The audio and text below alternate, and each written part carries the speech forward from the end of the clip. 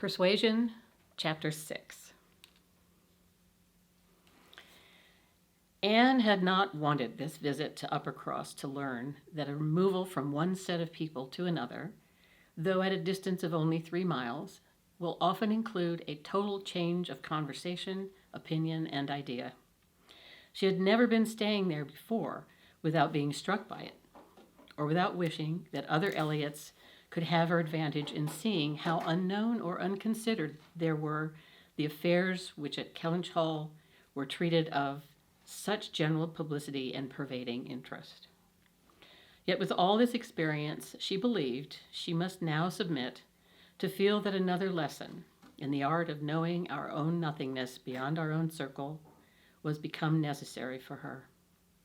For certainly, coming as she did, with a heart full of the subject which had been completely occupying both houses in Kellynch for many weeks, she had expected rather more curiosity and sympathy than she found in the separate but very similar remark of Mr. and Mrs. Musgrove.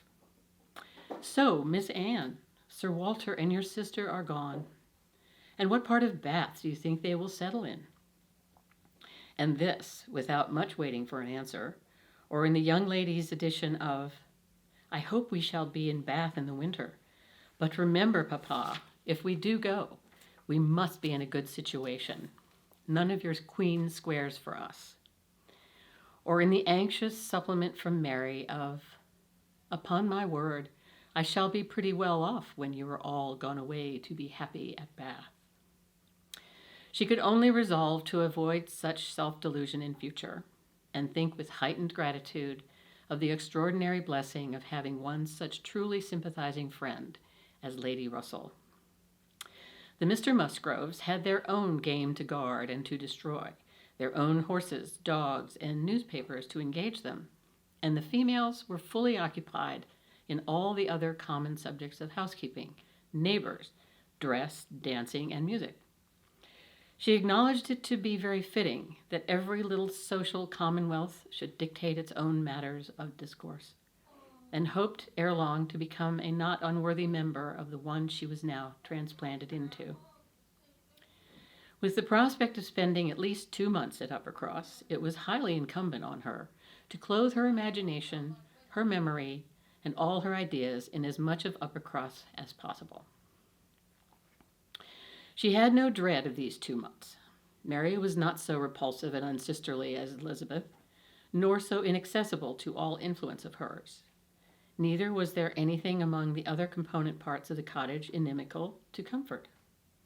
She was always on friendly terms with her brother-in-law, and in the children, who loved her nearly as well, and respected her a great deal more than their mother, she had an object of interest, amusement, and wholesome exertion. Charles Musgrove was civil and agreeable. In sense and temper he was undoubtedly superior to his wife, but not of powers or conversation or grace to make the past, as they were connected together, at all a dangerous contemplation. Though at the same time Anne could believe, with Lady Russell, that a more equal match might have greatly improved him, and that a woman of real understanding might have given more consequence to his character, and more usefulness, rationality, and elegance to his habits and pursuits.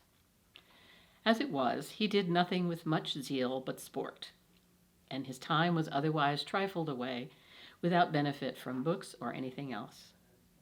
He had very good spirits, which never seemed much affected by his wife's occasional lowness, bore with her unreasonableness sometimes to Anne's admiration, and upon the whole, though there was very often a little disagreement, in which she had sometimes more share than she wished, being appealed to by both parties, they might pass for a happy couple.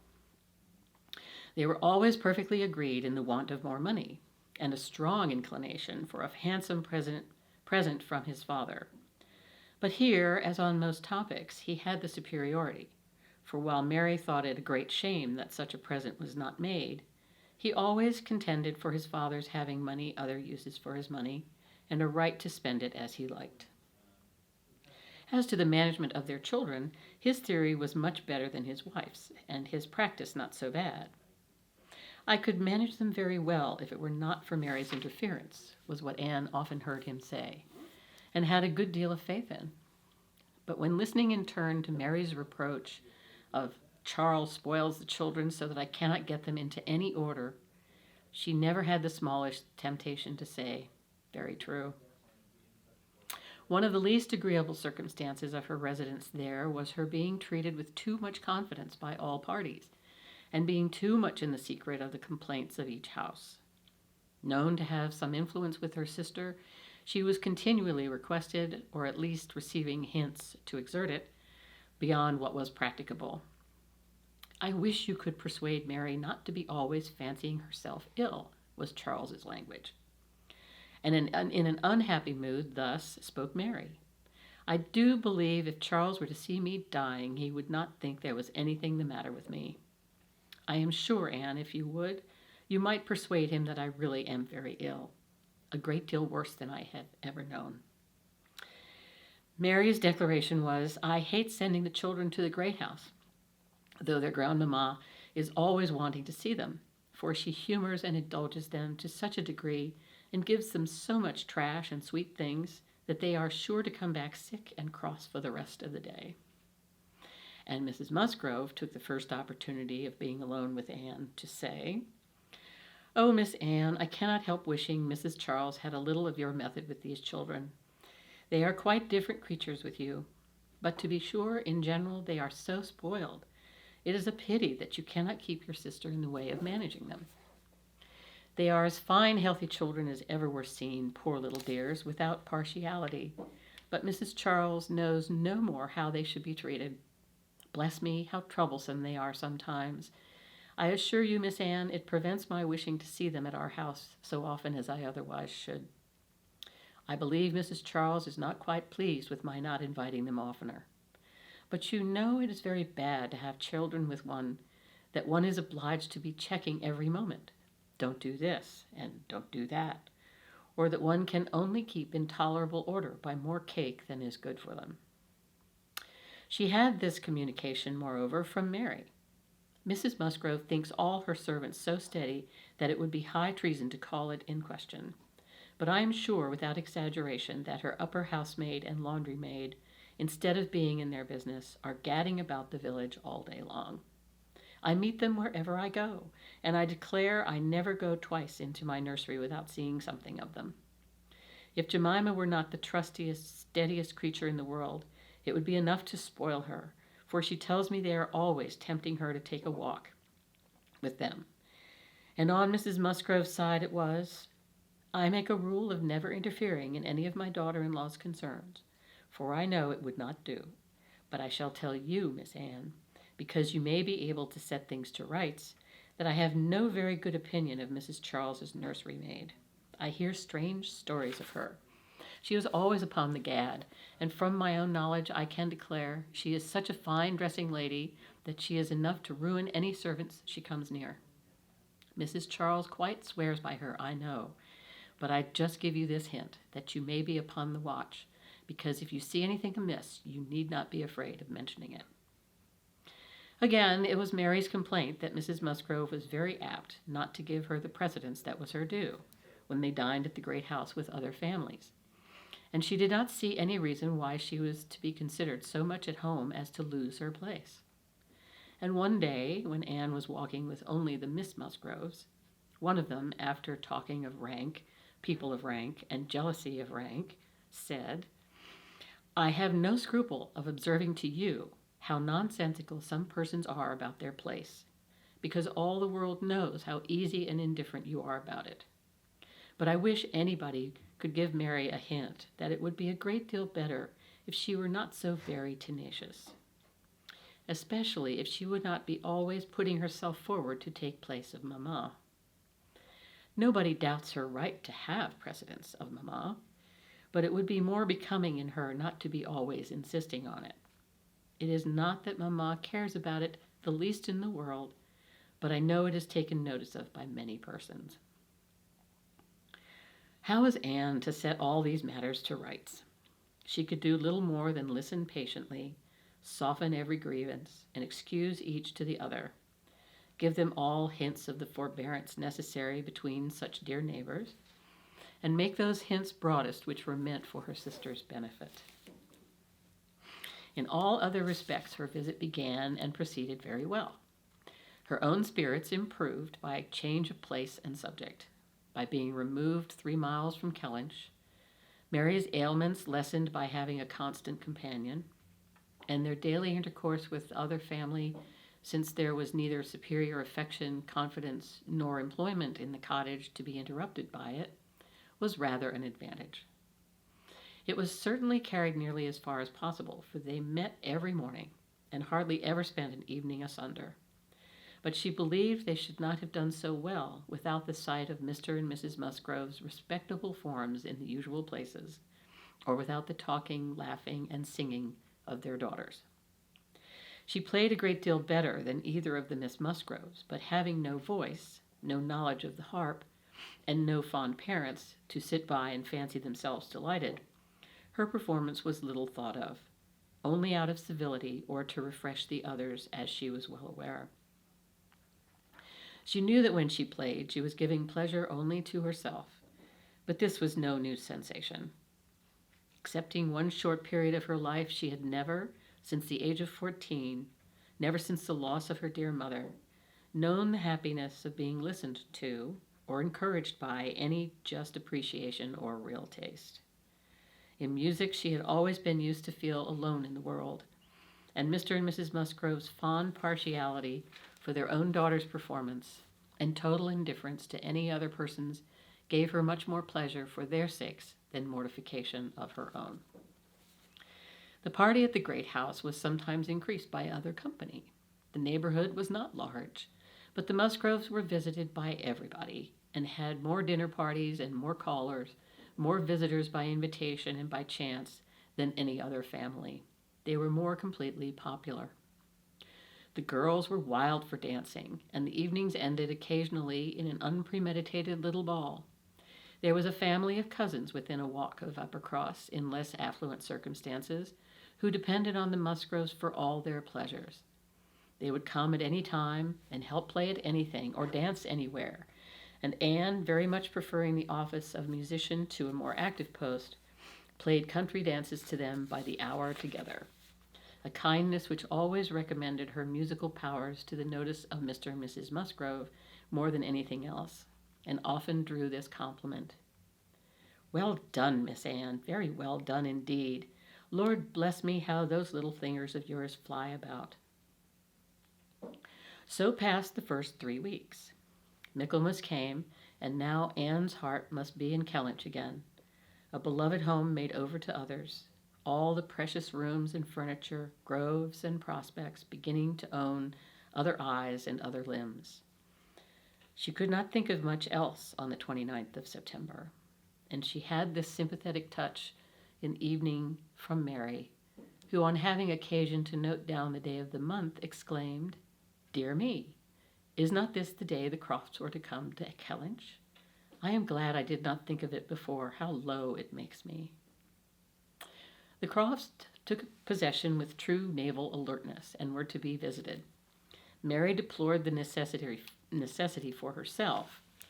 Nobody knew how much she should suffer. She should put it off as long as she could. But was not easy until she had talked Charles into driving her over on an early day, and was in a very animated, comfortable state of imaginary agitation when she came back.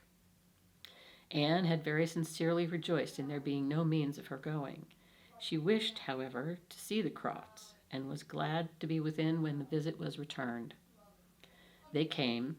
The master of the house was not at home, but the two sisters were together, and as it chanced that Mrs. Croft fell to the share of Anne while the Admiral sat by Mary, and made himself very agreeable by his good-humored notice of her little boys, she was well able to watch for a likeness, and if it failed her in the features, to catch it in the voice or the turn of sentiment and expression. Mrs. Croft, though neither tall nor fat, had a squareness, uprightness, and vigor of form which gave importance to her person. She had bright dark eyes, good teeth, and altogether an agreeable face, though her reddened and weather-beaten complexion, the consequence of her having been almost as much at sea as her husband, made her seem to have lived some years longer in the world, than her real 8 and 30. Her manners were open, easy, and decided, like one who had no distrust of herself, and no doubts of what to do, without any approach to coarseness, however, or any want of good humor. Anne gave her credit, indeed, for feelings of great consideration towards herself in all that related to Kellynch, and it pleased her, especially as she had satisfied herself in the very first half-minute, in the instant even of introduction, that there was not the smallest symptom of any knowledge or suspicion on Mrs. Croft's side to give a bias of any sort. She was quite easy on that head, and consequently felt full of strength and courage, till for a moment electrified by Mrs. Croft's suddenly saying, "It was you, and not your sister, I find, that my brother had the pleasure of being acquainted with when he was in this country." Anne hoped she had outlived the age of blushing, but the age of emotion she certainly had not. "Perhaps you may not have heard that he is married," added Mrs. Croft.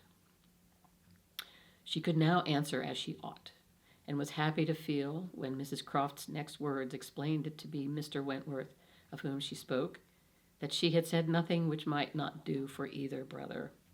She immediately felt how reasonable it was that Mrs. Croft should be thinking and speaking of Edward, and not of Frederick, and with shame at her own forgetfulness, applied herself to the knowledge of their former neighbor's present state with proper interest. The rest was all tranquillity, till, just as they were moving, she heard the Admiral say to Mary, "We are expecting a brother of Mrs. Croft's here soon. I dare say you know him by name." He was cut short by the eager attacks of the little boys clinging to him like an old friend, and declaring he should not go, and being too much engrossed by proposals of carrying them away in his coat pocket, etc., to have another moment for finishing or recollecting what he had begun. Anne was left to persuade herself, as well as she could, that the same brother must still be in question. She could not, however, reach such a degree of certainty as not to be anxious to hear whether anything had been said on the subject at the other house, where the Crofts had previously been calling. The folks of Great House were to spend the evening of this day at the cottage, and it being now too late in the year for such visits to be made on foot, the coach was beginning to be listened for, when the youngest Miss Musgrove walked in. That she was coming to apologize, and that they should have to spend the evening by themselves, was the first black idea, and Mary was quite ready to be affronted, when Louisa made all right by saying that she only came on foot to leave more room for the harp which was bringing in the carriage. "And I will tell you our reason," she added, "and all about it. I am come on to give you notice that Papa and Mamma are out of spirits this evening, especially Mamma. She is thinking so much of poor Richard, and we agreed it would be best to have the harp, for it seems to amuse her more than the pianoforte. I will tell you why she is out of spirits. When the Crofts called this morning, they called here afterwards, did not they? They happened to say that her brother, Captain Wentworth, is just returned to England, or paid off, or something, and is coming to see them almost directly. And most unluckily it came into Mamma's head when they were gone, that Wentworth, or something very like it, was the name of poor Richard's captain at one time. I do not know when or where, but a great while before he died, poor fellow. And upon looking over his letters and things, she found it was so, and is perfectly sure that this must be the very man, and her head is quite full of it and of poor Richard. So we must all be as merry as we can, that she may not be dwelling upon such gloomy things." The real circumstances of this pathetic piece of family history were that the Musgroves had had the ill fortune of a very troublesome, hopeless son, and the good fortune to lose him before he reached his 20th year. That he had been sent to sea because he was stupid and unmanageable on shore. That he had been very little cared for at any time by his family, though quite as much as he deserved. Seldom heard of, and scarcely at all regretted, when the intelligence of his death abroad had worked its way to Uppercross 2 years before. He had, in fact, though his sisters were now doing all they could for him by calling him poor Richard, been nothing more than a thick-headed, unfeeling, unprofitable Dick Musgrove, who had never done anything to entitle himself to more than the abbreviation of his name, living or dead. He had been several years at sea, and had, in the course of those removals to which all midshipmen are liable, and especially such midshipmen as every captain wishes to get rid of, been 6 months on board Captain Frederick Wentworth's frigate, the Laconia. And from the Laconia he had, under the influence of his captain, written the only 2 letters which his father and mother had ever received from him during the whole of his absence. That is to say, the only 2 disinterested letters. All the rest had been mere applications for money. In each letter he had spoken well of his captain, but yet, so little were they in the habit of attending to such matters, so unobservant and incurious were they as to the names of men or ships, that it had made scarcely any impression at the time, and that Mrs. Musgrove should have been suddenly struck this very day with a recollection of the name of Wentworth, as connected with her son, seemed one of those extraordinary bursts of mind which do sometimes occur. She had gone to her letters and found it all as she supposed, and the reperusal of these letters, after so long an interval, her poor son gone forever and all the strength of his faults forgotten, had affected her spirits exceedingly, and thrown her into greater grief for him than she had known on first hearing of his death. Mr. Musgrove was, in a lesser degree, affected likewise, and when they reached the cottage, they were evidently in want, first, of being listened to anew on this subject, and afterwards of all the relief which cheerful companions could give. To hear them talking so much of Captain Wentworth, repeating his name so often, puzzling over past years, and at last ascertaining that it probably would, turn out to be the very same Captain Wentworth whom they recollected meeting once or twice after their coming back from Clifton. A very fine young man, but they would not say whether it was 7 or 8 years ago, was a new sort of trial to Anne's nerves. She found, however, that it was one to which she must inure herself. Since he actually was expected in the country, she must teach herself to be insensible on such points.